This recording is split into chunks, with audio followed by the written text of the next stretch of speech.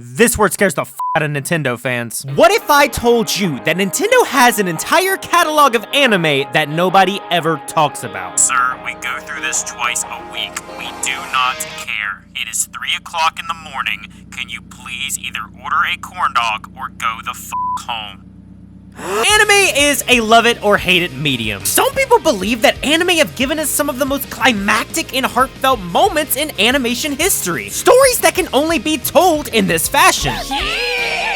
But then you have shows like this, and this, and this, and then your mom walks in at 4 o'clock in the morning and wishes she caught you doing, dear God, anything other than watching Japanese cartoons. And Nintendo is not known for anime, despite being in the country that produces 99.9% of anime. That is a true fact. Sure, Pokemon might be one of the longest running anime in the history of the medium, but Nintendo doesn't have any control over the Pokemon anime. They did have control, however, of Kirby Right Back At Ya that ran for exactly 100 episodes, but for the most part, Nintendo doesn't typically do anime, with a few exceptions. Now, I feel like I need to elaborate because this is not anime. This is American animation. It's no different than this. Now this is an anime. Notice the eyes, the hair, the seething sexual tension. If you could take the character pictured and slap it on a pillow, boom, you've got yourself an anime. This is the typical anime style, and while other Japanese companies like Square Enix and Atlas Do the Cutaway would use the style religiously, Nintendo never really banked off of this. Mario wouldn't have the same effect if he was a Dragon Ball, so we made him a minion. But that doesn't mean that Nintendo hasn't ever dabbled into the same genre that gave us anime figures and, well,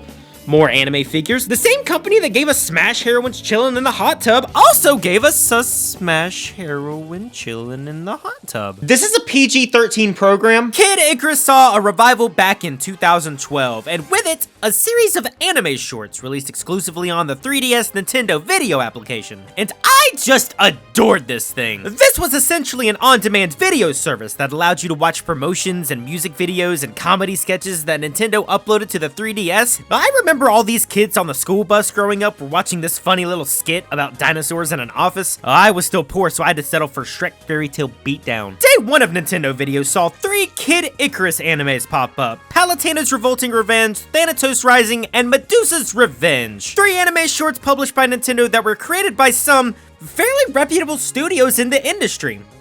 Thanatos Rising technically is an anime. Medusa's Revenge more or less acts like a Kid Icarus Uprising trailer. Medusa's fed up with Pit and Palutena, and she's back after 25 long years. Are you sure it's 25? Palutena's Revolting Revenge, though, is easily the standout here, and probably the one most people would recognize. Palutena is just cooking dinner, a spell goes wrong, and the vegetables try to take over the Skyworld's palace. It is very cute.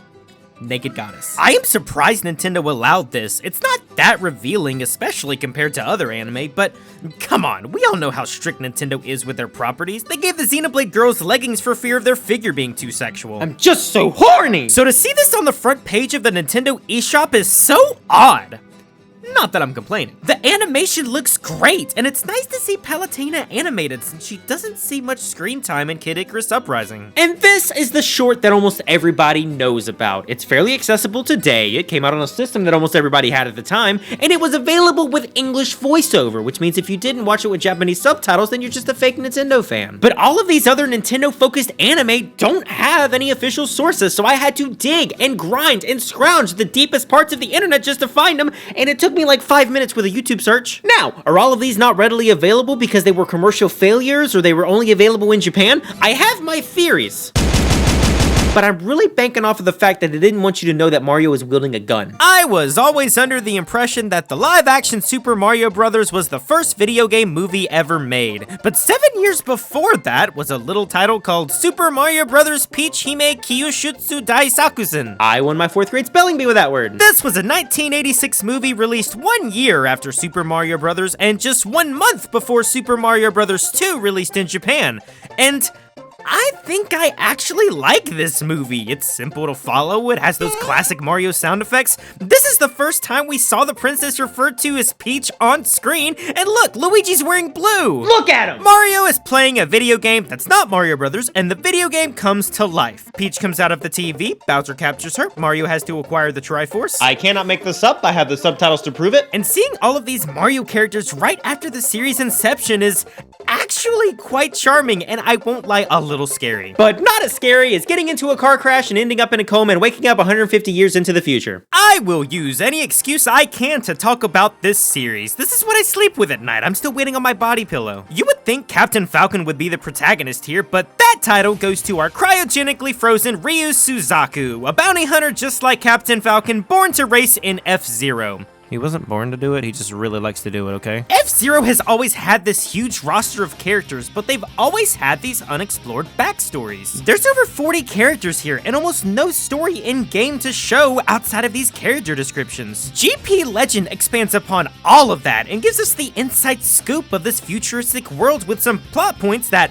I'm not gonna spoil here, but you would be surprised to see in a Nintendo title. If you ever wanted to see Captain Falcon's face, GP Legend is a great opportunity to do so. The anime is decent in my opinion, at least for 2003. It's got the typical tropes of early anime, and like I said, it's just futuristic Initial D, but I do honestly think it's worth checking out an episode or two because I'm gonna be honest, it is way better than the Fire Emblem anime. Now, to be fair, I will be that one Nintendo fan that's not afraid to admit that I actually do enjoy the Fire Emblem series. Have you seen my bookshelf? The game has waifus.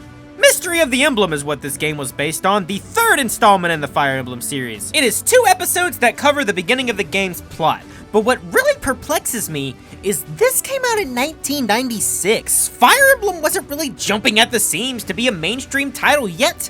This still got English voiceover 5 whole years before we would see Fire Emblem for the first time outside of Japan. Also, just look at Marth. You honestly can't even tell that it's Marth unless I were to tell you.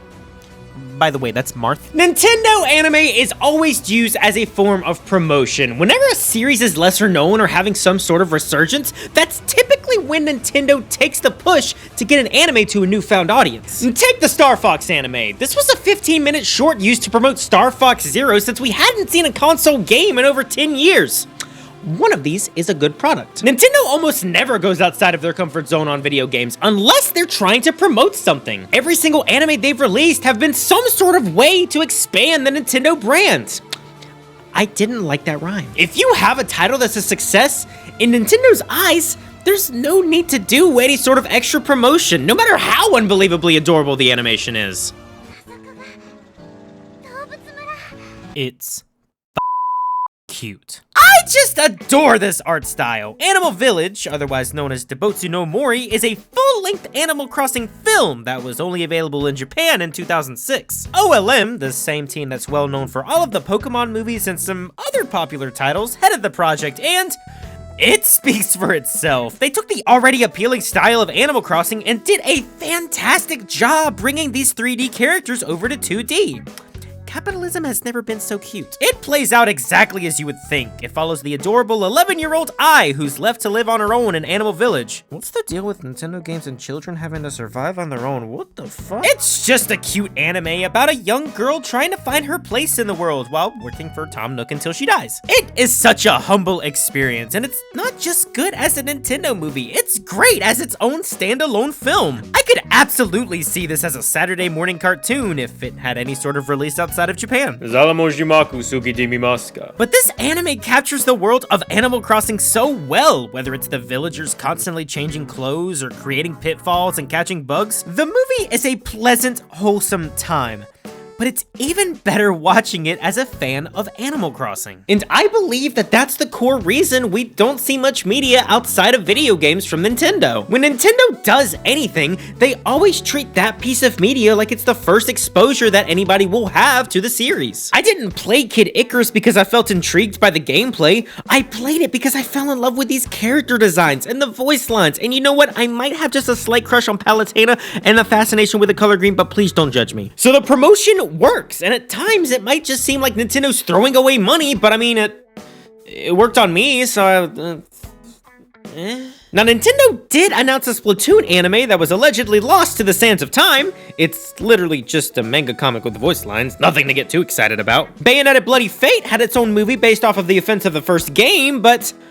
Bayonetta isn't owned by Nintendo. This had no ties to the company. This is like saying Spider-Man is a Disney movie. That's a bad analogy. It might be a small history, but it's a history full of characters and odd ideas, which has me thinking, what's the next anime that Nintendo could make? I mean, they could do a Golden Sun anime, or maybe even a Punch-Out, a Metroid, Zelda, Wii Sports, Fatal Frame, ARMS, Brain Age, Ken Griffey Jr.